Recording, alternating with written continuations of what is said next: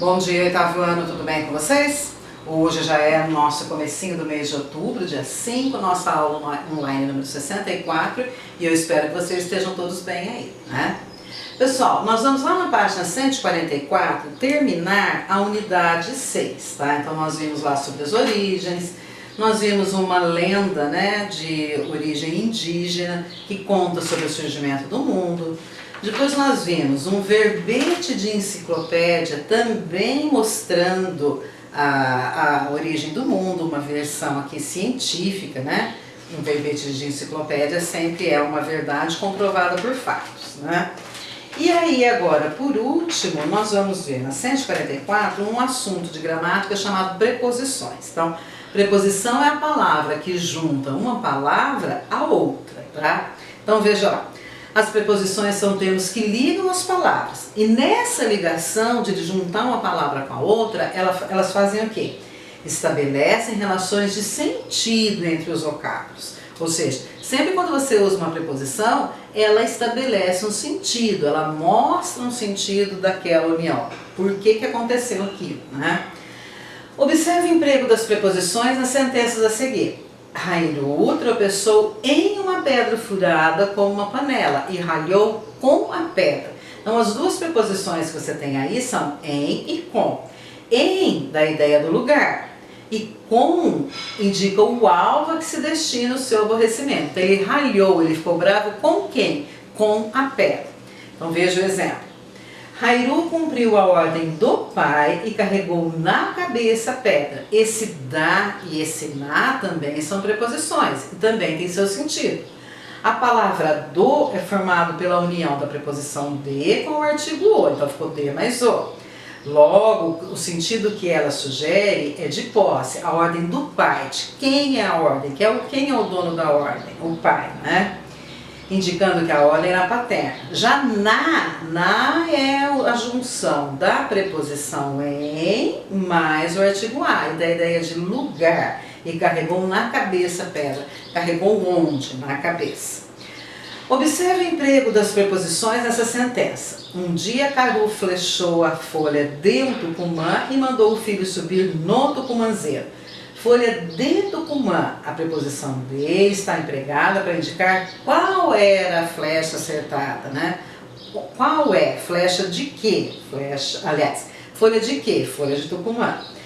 E subir onde? Esse no aí é o em mais o, da ideia de lugar. Então veja, cada preposição tem o sentido. Lugar, posse, direção, certo? A seguir vem uma lista de preposições. A, ante, após, até, com, conforme, consoante, contra, de, desde, durante, em, exceto, mediante, para, perante, por, salvo, segundo, sem, sob, trás e entre. Agora nós vamos lá no exercício 1A. Circule as preposições das sentenças a seguir e indique o sentido que elas sugerem. Então, quando eu tenho lá, quando Caru ia queimar a roça, mandou o filho para o meio. Qual dessas palavras aí é uma preposição? A preposição aí é para. Agora a gente precisa ver o sentido. Então, mandou o filho para onde? Para o meio. Então, ele está... O sentido aí é o quê? A direção para onde foi, tá? Letrinha B. Passava seu pai outro dia por aquele buraco, quando viu seu filho sair. Passava por um buraco, passava por onde? Então, por é a preposição. E qual é o sentido desse por? Lugar. Rairu subiu com a gente bonita. Subiu com quem que ele subiu? Então, com é a preposição. E esse com dá a ideia de quê? De companhia. E na última, fósseis revelam que os australopitecinos viveram na África entre aproximadamente 4 milhões e 2,5 milhões de anos atrás. De todas essas palavras aí, pessoal, a preposição é entre, tá? E o que quer dizer esse entre? Volta um pouquinho só. Viveram na África entre aproximadamente 4 milhões e 2 milhões. Ou seja, é um lugar intermediário, não é nem muito para lá, nem muito para cá. É uma posição intermediária, quer dizer, no meio de... Então veja, cada preposição aqui tem um sentido. E esse sentido você vai saber dependendo do restante da frase, tá? Para da ideia de direção, por da ideia de lugar, com da ideia de companhia e entre no meio de, posição entre, no meio de. 2. Leia o texto a seguir, observando as preposições utilizadas para compor. Observe as palavras destacadas e também as que se seguem a elas. Então vamos lá. 2A. Primeiro tem um textinho aí, né? Culto particular. Muitos romanos tinham um pequeno altar chamado larário em casa. Era ali que a família fazia pequenas oferendas de pão, vinho ou frutos aos lares, deuses domésticos, todo dia. Acreditava-se que os lares protegiam a família e a casa. Altar doméstico. Dentro do larário ficavam pequenas estátuas dos lares. Em Pompeia, vários larários substituíam nos átrios pátios centrais, subsistiram nos átrios, nos pátios centrais das casas. Então está falando um pouquinho aí sobre a origem dos romanos, né, os hábitos dos humanos, que eles tinham um culto particular, ou seja, dentro das próprias casas eles tinham um tipo de um altar chamado larário, e ali eles faziam oferendas de pão, vinho, frutos ao lar, para as casas, né? Porque eles achavam, de acordo com o texto, que acreditava-se que os lares protegiam a família e a casa. Então esse pedacinho aqui foi escrito por Dorling Kindersley, Ação e Aventura, Roma, São Paulo, Globo. Quais palavras indicam localização no espaço? Então veja aí que você tem algumas palavras que já estão grifadas. Dessas palavras grifadas, quais dão ideia de lugar? Espaço é lugar. Então quando você fala assim, ó, em casa, então isso dá ideia de lugar. Quando fala assim, olha,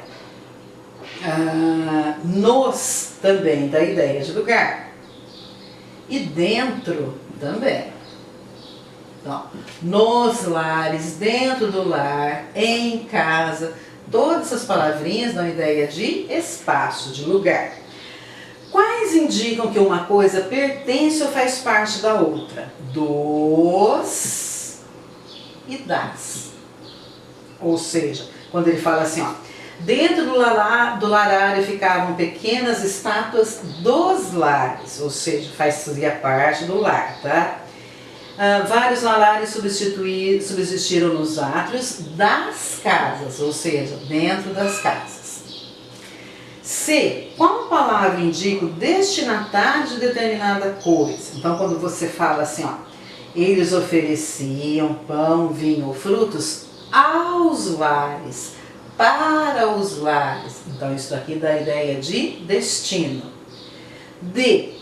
Qual palavra indica o material de que algo é feito ou composto? Então, lá na letrinha D, quando eu falo assim, ó, faziam pequenas oferendas de pão. Então, do que é? De. E quais dessas palavras concordam com a palavra seguinte? Então, quando eu falo assim, ó, aos, eu estou concordando com a palavra da frente, do, nos e das, concordam com a palavra seguinte. Tá? E quais que não fazem? Então, por exemplo, lá na primeira linha, muitos romanos tinham um pequeno altar chamado larário em casa. Mesmo que eu passe casa para o plural, esse em vai continuar assim mesmo, tá? Então, essas daqui concordam. Agora, quais são as que não concordam? Elas não precisam concordar com a palavra que vem na frente. O em, e tem mais uma também, o de. Dá uma olhadinha lá. Oferendas de pão e de vinho. Mesmo que eu coloque vinho para o plural, o pão, né? Oferendas de pães e de vinhos. Esse de e esse em não precisam ir para o plural. Então, essas preposições, aos, do, nos e das, concordam. E essas daqui, em e de, não precisam concordar. Certo? Agora, só mais um pedacinho aqui para a gente terminar essa unidade. Página 146. Vamos comparar narrativa mítica e verbetes enciclopédia. Releia os trechos a seguir. Texto 1. Raiu subiu com a gente bonita. Contam que Caru, quando viu aquele bando de gente, mandou fazer uma coisa verde, uma vermelha, uma preta, uma amarela, para assinalar aquela gente com as suas mulheres, para quando aquela gente crescesse ser Munducuru, Mura, Arara, Pamamá, Yunomari, Catauxi e assim todos. Texto 2. O ser humano moderno provavelmente se desenvolveu entre 200 mil e 100 mil anos atrás. O nome científico da espécie é Homo sapiens, homem racional. Muitos cientistas acreditam que os primeiros representantes da espécie surgiram na África, espalhando-se depois pela Ásia e pela Europa, e mais tarde pela América. Aí você tem lá a letrinha A. Qual dos dois textos lidos apresenta as características essenciais da narrativa? Ou seja, qual dos dois textos que nós vimos lá no começo dessa unidade é uma narrativa, ou seja, é uma história? Então você tem lá o texto 1. Tá? Por quê? Porque conta a história. O texto 1, porque conta a história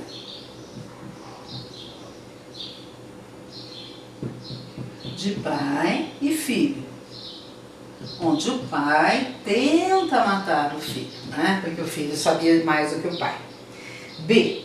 As narrativas míticas foram e são usadas pelos seres humanos para explicar o desconhecido. Então, todas as vezes que os povos antigos viam alguma coisa e não sabiam a explicação, por exemplo, um raio, um trovão, uma enchente, uma lua minguante, por exemplo, eles criavam uma história para explicar esses fenômenos, tá? E o verbete na enciclopédia? Como ele constrói suas explicações? O verbete de uma enciclopédia, ele se usa, né? Ele vai usar o conhecimento científico. Então, lá na letrinha B, como o verbete da enciclopédia constrói suas explicações? Através do conhecimento científico. O que é conhecimento científico? As pesquisas, né? Feitas pelos estudiosos, pelos cientistas. Então, um verbete de enciclopédia é algo ali certo, né? Não é uma suposição, uma invenção.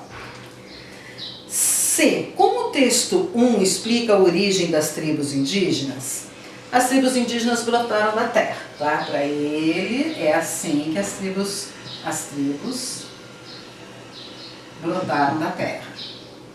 Na briga entre pai e filho, tá? Abriu-se um buraco e de lá saíram as pessoas. Brotaram de dentro da terra.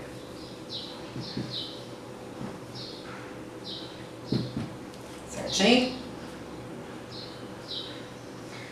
D. Como o texto 2 explica a origem do ser humano moderno, com base em explicações científicas, ele vai usar todos os aprendizados da paleontologia, né? Todos os estudiosos. Então, com base em dados científicos.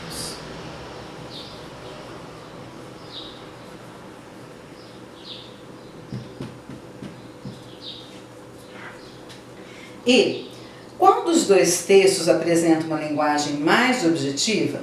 O texto 2, né? Por quê? Porque ele é um verbete de enciclopédia, certo? O verbete de enciclopédia ele tem que ser lido e entendido da mesma maneira.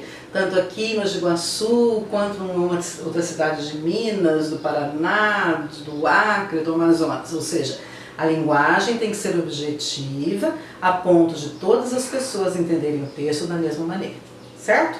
E esse quadro aqui nem precisa ser feito porque já fizemos todos esses exercícios. Então nós terminamos por aqui.